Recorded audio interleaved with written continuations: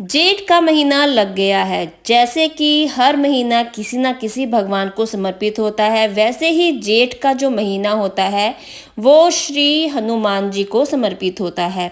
तो जेठ के महीने में आते हैं बड़े मंगलवार, यानी कि वर्ष में जो सबसे बड़े मंगलवार होते हैं, यानी कि पूरे साल में जो मंगलवार इस जेठ के महीने में आते हैं तो उनको बड़ा मंगलवार कहा जाता है या फिर बड़वा मंगलवार भी बोलते हैं। तो इस तरह से जो जेठ का महीना होता है उसमें आते हैं 4 बड़े मंगलवार।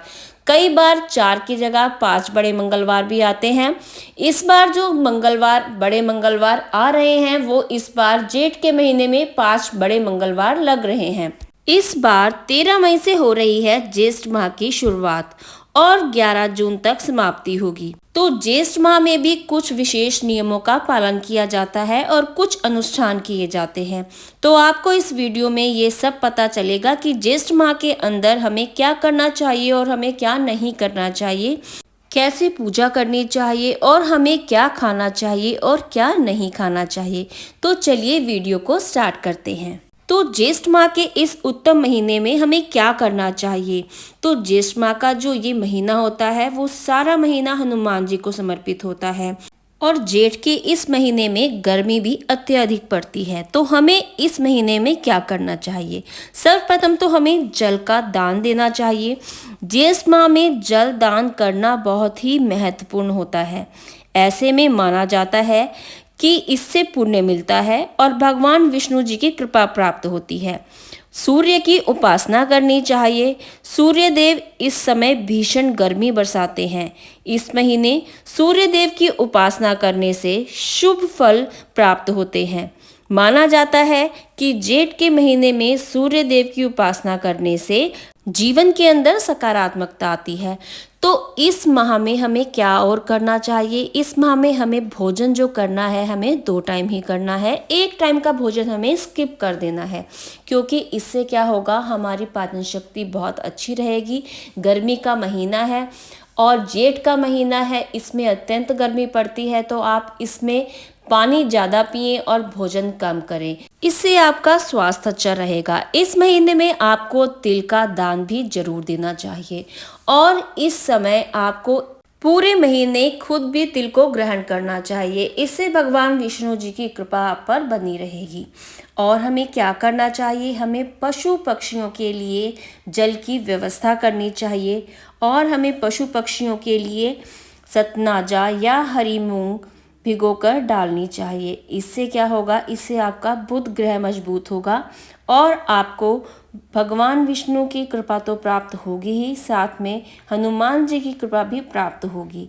और क्या नहीं करना चाहिए, तो क्या ना करें, चलिए इस पे बात करते हैं। दिन में सोना नहीं चाहिए। इस समय में ज्येष्ठ के महीने में कभी भी दिन में नहीं सोना चाहिए।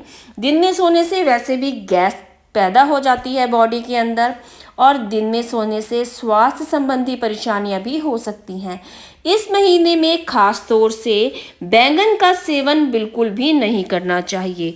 जिस तरह से सावन के महीने में हम कड़ी का सेवन नहीं करते हैं, कड़ी का सेवन नहीं किया जाता, उसी तरह से ज्येष्ठ के महीने में बैंगन का सेवन नहीं करना चाहिए। बैंगन का सेवन करने से संतान को कष्ट होता है। बैंगन का सेवन नहीं करना चाहिए। बैंगन का हमें दान दे देना चाहिए, पर हमें बैंगन का सेवन नहीं करना चाहिए। इस समय हमें मसालेदार भोजन भी नहीं खाना चाहिए। ज़्यादा मसालेदार भोजन, ज़्यादा तला भुना भोजन सेहत के लिए हानिकारक होता है।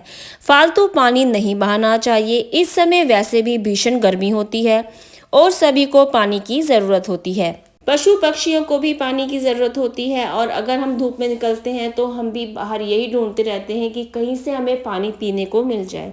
तो हमेशा ये ध्यान रखना चाहिए, पानी का फालतू खर्चा या फालतू वेस्टेज नहीं करनी चाहिए पानी की। ज्येष्ठ के महीने में ही नहीं कि हर महीने या हर साल या हमेशा के लिए पानी की वेस्टेज तो कभी करनी ही नहीं चाहिए। और ज्येष्ठ के महीने में हमें क्या नहीं करना चाहिए, ज्येष्ठ के महीने में हमें कभी भी बड़े पुत्र या बड़ी पुत्री का विवाह नहीं करना चाहिए, क्योंकि ज्येष्ठ का एक ऐसा महीना होता है जिसमें हमारे घर की जो बड़ी संतान होती है घर का जो बड़ा बेटा होता है या घर की जो बड़ी बेटी होती है, ज्येष्ठ माह में ना तो उसका रिश्ता जोड़ना चाहिए और ना ही उसका विवाह करना चाहिए। ज्येष्ठ के महीने में किया गया विवाह से बच्चों को आगे जाके परेशानियों का सामना करना पड़ता है, इसीलिए आप पूरे साल विवाह कर सकते हैं। एक जेठ के महीने में आपको ना तो रिश्ता जोड़ना है और ना ही विवाह करना है बड़े बच्चे का। तो ज्येष्ठ के महीने में अगर आप पांचों मंगलवार भगवान हनुमान जी की पूजा आराधना करते हैं, पूजा आराधना के साथ साथ हनुमान चालीसा पढ़ते हैं, सुंदरकांड का पाठ करते हैं, तो आप शनि के दोष से या फिर शनि की क्रूर दृष्टि से भी बचे रहते हैं। क्योंकि आपको पता ही होगा, जब भगवान हनुमान जी श्रीलंका गए थे और वहां पर रावण के दरबार में जब वो पेश हुए थे, तो उन्होंने देखा था कि शनि ग्रह को तो रावण ने अपने कब्जे में किया हुआ है, जंजीरों में जकड़ा हुआ है और कैद किया हुआ है, और अपने दरबार के ऊपर उसने उनको उल्टा टांगा हुआ है। तो जब हनुमान जी ने ये सब देखा, तो हनुमान जी ने शनि को रावण के कैद से छुटकारा दिलाया था। तब शनि ने कहा था कि आपकी जो भी पूजा अर्चना करेगा उस पे मैं क्रूर दृष्टि नहीं करूँगा। तो ये जो समय है, ज्येष्ठ मंगलवार के साथ साथ जो आगे आने वाले ज्येष्ठ माह के मंगलवार हैं, अगर आप इसमें भगवान हनुमान जी की पूजा अर्चना करते हैं तो आप शनि की क्रूर दृष्टि से भी बच जाते हैं। ज्येष्ठ का महीना जो होता है वो दान की दृष्टि से भी बहुत ही उत्तम होता है। इस समय में आपको खरबूजा दान करना चाहिए, 5 तरह के कोई भी फल फ्रूट दान करने चाहिए, पंखा दान करना चाहिए, जल दान करना चाहिए, मीठा शरबत दान करना चाहिए, प्याऊ लगवाने चाहिए, और तो और गाय भैंस बकरियों के लिए भी पानी का प्रबंध करना चाहिए।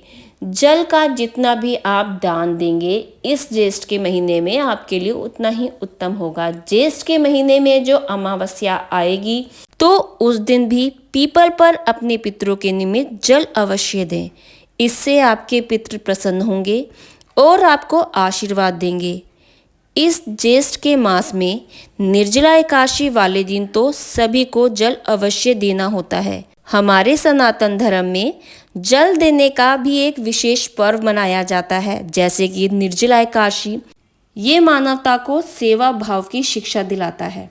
तो इसी तरह से हमारे सनातन धर्म के सभी पर्व जो होते हैं वो कोई ना कोई किसी ना किसी रूप में अनेकों अनेक शिक्षा देते आए हैं। तो वैसे तो किसी भी प्यासे को जल पिलाना बहुत ही पुण्य का काम है, पर इस दिन ज्येष्ठ माह के महीने में पूरे ही महीने अगर आप शबील लगवाते हैं, जल पिलाते हैं, तो इससे बड़ा पुण्य का कार्य कोई भी नहीं है। तो ज्येष्ठ मास की आप सभी को बहुत बहुत बधाई हो। अगर आपको मेरा वीडियो अच्छा लगा है तो please like, share and subscribe जरूर कीजिएगा। जय श्री राम दोस्तों।